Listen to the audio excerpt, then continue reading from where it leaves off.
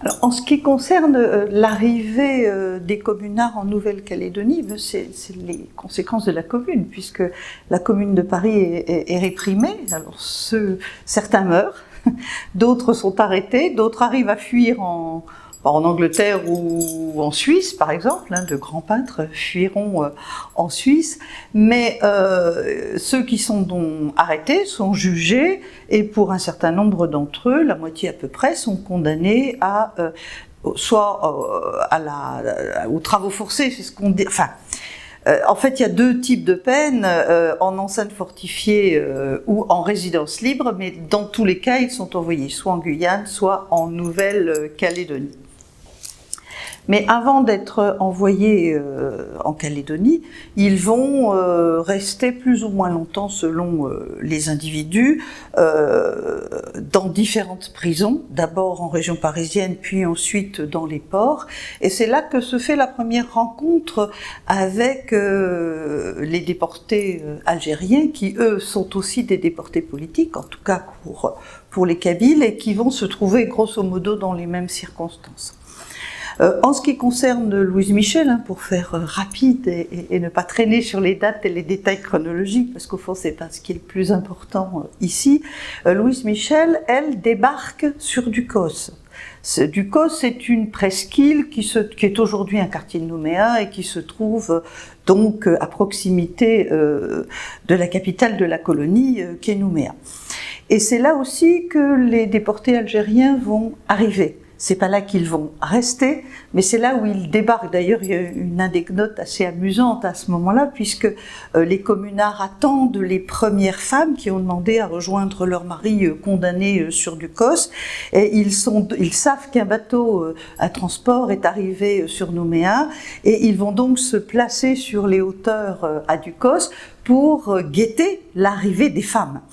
Et ils aperçoivent des silhouettes vêtues de robes, et ils se disent mais c'est les femmes, et finalement ils les trouvent un peu rigides, les robes ne flottent pas, c'est pas une silhouette de femme.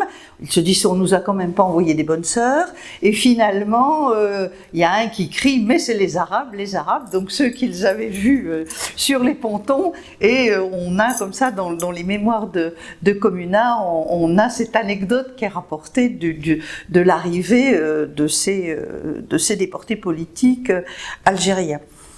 Alors, les contacts entre Louise Michel et ou les déportés algériens, plusieurs fois dans les mémoires des communards, il y a la mention, à l'occasion en particulier de décès, puisque les premiers mois de la déportation sont traités très très durs, que ce soit sur Ducos ou sur l'île des Pins, il y a une vague de suicides.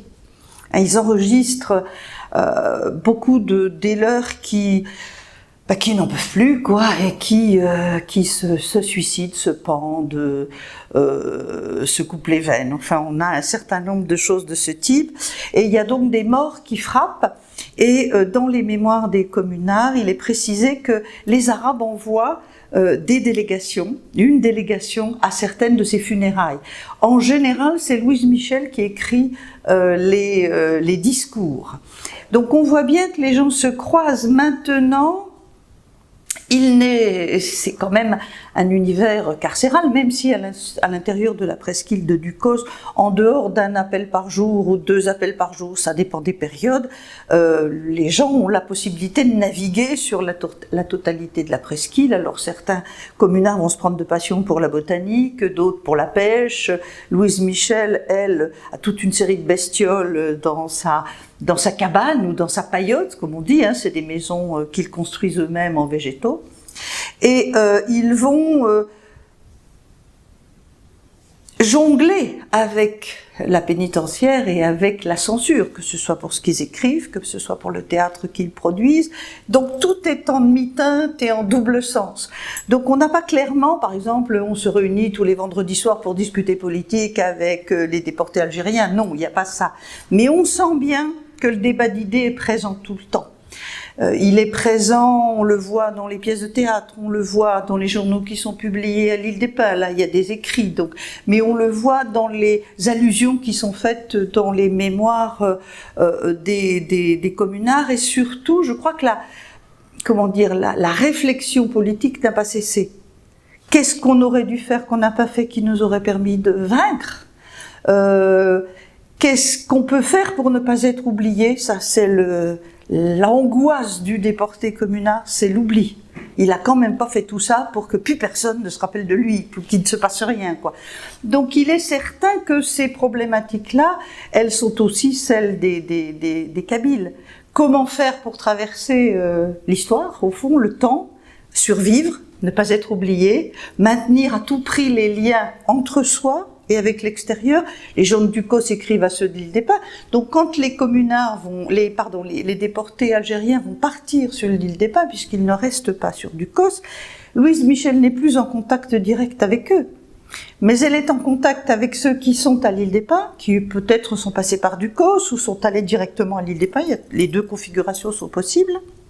Donc des communards qui vont, eux, continuer d'entretenir des liens et écrire aux uns et aux autres. Donc on voit bien que les informations circulent. Elles peuvent être tout simplement qu'est-ce qui se passe en France ? Qu'est-ce qu'on a lu ? On a reçu un journal que la famille a envoyé, donc les infos politiques françaises, franco-françaises vont circuler, mais c'est aussi machin est mort, ou Trucmuche va bientôt être libéré, donc il y a comme ça toute une circulation interne et vis-à-vis de la France. Donc deux types de contacts, des contacts directs et toute une série de contacts indirects. Maintenant, et en tout cas dans l'état actuel de ce qui a été trouvé, parce que les archives n'arrêtent pas de sortir, je pense qu'il y a beaucoup de choses dans des familles de surveillants, des choses comme ça qui sont des archives privées, des carnets journaliers, des militaires ou des surveillants militaires qui sont pour le moment inconnus et qui peuvent encore livrer des surprises. Mais c'est sûr que les contacts existent et que le débat politique continue. Ils sont quand même, pour beaucoup des communards, ce qui n'est peut-être pas tout à fait le cas pour les déportés politiques algériens, quoique, c'est que ce sont des gens qui militent de longue date. On a quand même une partie des communards qui font partie de l'internationale socialiste ou de l'internationale anarchiste. Donc c'est des gens qui ne peuvent pas s'empêcher de faire des réunions. Et de temps en temps, on a des allusions, on se réunit chez machin, que ce soit l'Île des Pins ou du COS, et on sent bien que dessous, on a un ferment politique. Mais en même temps, la pénitentiaire veille à ce qu'on n'ait pas de nouveau la Commune de Paris sur l'Île des Pins ou sur du COS. Donc, mais le débat d'idées est permanent. Et ce débat d'idées, au fond, il n'est pas certain que la réflexion sur le statut colonial ou la colonie ou l'infériorisation de certains individus par le code de l'indigénat était la préoccupation originelle de la Commune de Paris. Non, on est dans un contexte français, puisqu'il n'y a pas que Paris qui fait une commune, il y a d'autres villes, il y a Marseille, il y a Saint-Étienne, etc. Mais disons, le mouvement des communes, ce qui serait plus juste que la Commune de Paris, eh bien, c'est quand même en réponse à une situation française, même si la pensée est de nature internationale. Prolétaires de tous les pays, unissez-vous. Mais ce prolétaire de tous les pays, unissez-vous, il se met en définitive en pratique à l'extérieur, plus facilement qu'à l'intérieur. Donc il est clair qu'en arrivant en Calédonie, ces individus politisés et dont la réflexion sociopolitique sont confrontés à la réalité. Là, la colonie ou le prolétaire de tous les pays, unissez-vous, il n'est pas en théorie. Il est en pratique. Qu'est-ce que je fais en face d'un Kanak ? Qu'est-ce que je fais en face d'un Kabyle ? Qui ont tous deux tué des Français dans leur révolte ? Qu'est-ce que je fais ? Est-ce que je pleure le soldat qui est tombé, qui peut être un des miens ? Ou est-ce que j'adhère à une idée internationaliste ? Ce questionnement-là, il est présent. Alors, il est clairement présent pour la révolte kanak de 1878. Plus nettement et plus clairement. Parce que, en tout cas on en est sûr, parce qu'on a des textes. Dans les journaux de l'Île des Pins, on va voir deux tendances s'affronter. ceux qui disent « mais c'est inadmissible », comment peut-on s'en prendre à la nation, à la France, à la patrie, et qui vont tenir un discours de droite révolutionnaire patriote, au nom de la patrie, donc qui vont s'engager pour aller mater la révolte kanak au nom d'une forme de patriotisme. Et il y a effectivement un groupe de communards de l'île des Pins qui va fonctionner comme ça, mais immédiatement derrière, il y a toute une série d'autres qui crient à l'offense à l'internationalisme et qui disent « mais ces gens ne font que faire ce que nous avons fait nous à Paris ». Et ils s'affrontent au même ordre, aux mêmes injustices et aux mêmes problèmes économiques, la misère, etc., les thèmes habituels de l'international socialiste ou anarchiste. Donc je crois vraiment que ça a peut-être même été un choc, au fond, cette rencontre avec l'autre. Un choc, mais un choc qui va faire réfléchir. Donc c'est pas surprenant, au fond, que, au-delà de cette réflexion, des gens comme Louise Michel ou comme Charles Malato vont continuer d'aller vers cette rencontre, que ce soit celle des Kanaks pour Charles Malato, ou des Algériens pour Malato et Louise Michel. Donc au fond, les déclarations théoriques ultérieures, là il s'agit de les mettre en pratique. Alors quelque chose je crois qu'il faut jamais oublier à propos de la déportation politique, c'est la nécessité de résister. Résister pour survivre, parce que si ces hommes ne rentrent pas, ou si leur œuvre politique ne débouche sur rien, et la mort de tous les compagnons de lutte n'a servi à rien, c'est la survie dans les mémoires, et c'est la survie par rapport au régime plus ou moins de surveillance. Alors selon les époques, il sera plus ou moins difficile. Après l'évasion de Rochefort, la nasse se resserre. Juste avant, c'est quand même un peu mieux. Mais bon, c'est survivre à tout ça. Et vraiment, comme ces gens ne peuvent plus réaliser la pratique politique dont ils avaient l'habitude, se réunir, organiser des actions, avoir des réunions de groupes, de sous-groupes, de cartes de groupe, etc., eh bien, ils vont finalement devenir créatifs. Alors, j'ai envie de parler d'art, j'ai envie de dire que c'est résister par la création, la créativité à tout prix. Alors trop souvent on met en avant des petits objets, 3 coquillages gravés, 4 éléments en bois qui ont remporté des concours dans des expositions. Oui, il y a ça aussi, mais ça j'ai envie de dire c'est ce qui permet de gagner 3 sous et ce qui permet d'avoir la paix avec l'administration pénitentiaire. Mais ce qu'on voit surtout, c'est des pièces de théâtre, c'est de l'écriture, des journaux, de la pensée, et finalement c'est réorganiser une vie sociale avec une créativité absolument loufoque. Et il y a comme ça quelques personnages, il y a Lisbonne qui est à Ducos et qui fait partie de ceux qui organisent un théâtre, quand même 400 places dans un théâtre végétal. On ne sait pas d'ailleurs très bien quelle allure il a. On construit les décors, les costumes avec des bouts de tissu récupérés, des bouts de métal, des bouts de planche, enfin bref.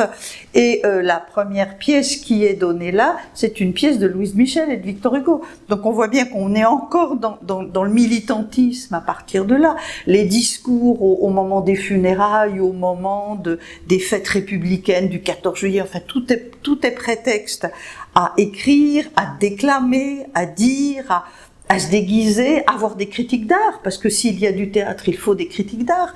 Donc on a comme ça toute une réinstallation d'une résistance par la création, et Lisbonne, quand il rentre à Paris, il s'arrête pas là, il ouvre une taverne à Montmartre qu'il appelle le Bagne, et où il sert des boulets et des nouméas. Il y en a un, c'est un verre d'absinthe, et l'autre, c'est un boc de bière. Les serveurs sont déguisés en bagnards, et quand les gens quittent la taverne, eh bien, ils ont un permis de sortir puisqu'ils sont libérés. Et ensuite, il va ouvrir un autre estanco qu'il appelle la frite révolutionnaire.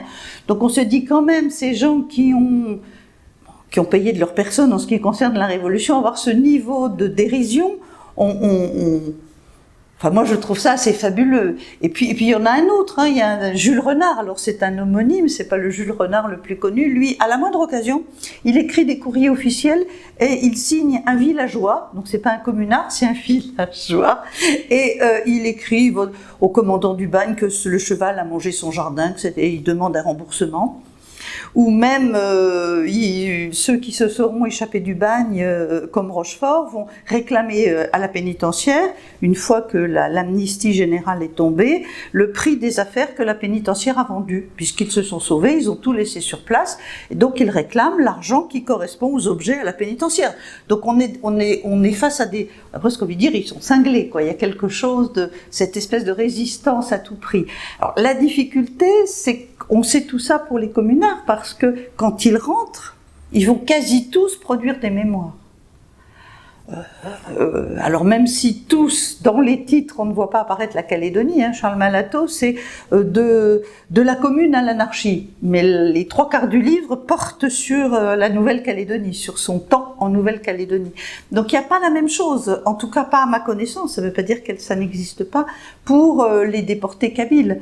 Mais il est certain qu'ils ont dû faire preuve d'adaptation. Alors on a quelques petites fenêtres qui s'ouvrent dans les journaux des communards à l'île des Pins, où on voit qu'ils ont développé un élevage de chèvres. Alors effectivement, l'administration pénitentiaire a du mal à fournir de la viande de bœuf, qu'elle remplace régulièrement par du porc salé, ce qui pose problème. Donc, la survie, on va développer de quoi manger. Avec les chèvres, on fait du fromage. Ils sont des vendeurs de fromage bien connus sur l'île des Pins, etc. Donc, il est certain qu'il y a là aussi la nécessité fait loi. Simplement, c'est moins visible pour les Kabyles, puisque on n'a pas, à moins qu'il y en ait quelque part dans d'autres archives, des textes qui rapportent ces façons de réagir. Ce qui est certain, c'est que les gens vont entretenir des relations avec les familles.